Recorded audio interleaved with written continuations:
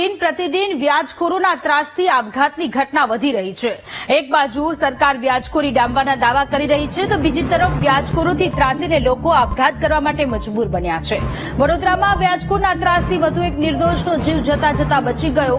વ્યાજના વિષચક્રમાં ફસાયેલા ફ્રૂટ વેપારીએ આપઘાતનો પ્રયત્ન કર્યો હતો।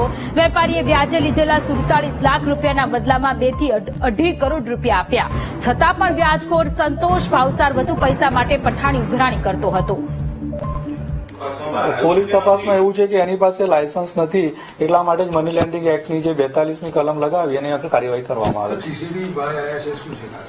સીસીટીવીમાં જે જોવા મળે છે એમાં જે આપણા ફરિયાદી છે અને આરોપી છે સામસામે બેઠેલા જોવાય છે, એમના બાજુમાં કંઈ ડિસ્કસ થઈ રહ્યું છે અને ફરિયાદી અચાનક જ અંદરના રૂમમાં જાય છે અને કોઈક બોટલ લઈ અને કંઈક ખટખટાવતા હોય એવું એ સીસીટીવીમાં જોવા મળી રહ્યું છે।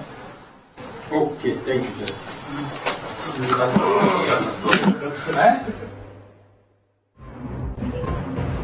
તો વડોદરામાં વ્યાજખોરોના ત્રાસથી વધુ એક વ્યક્તિએ કે જેને જીવ ગુમાવવાનો પ્રયત્ન કર્યો છે। વ્યાજના વિષચક્રમાં ફ્રૂટનો વેપારી કે જે ફસાયો હતો અને હવે વડોદરા પોલીસે આરોપી સંતોષની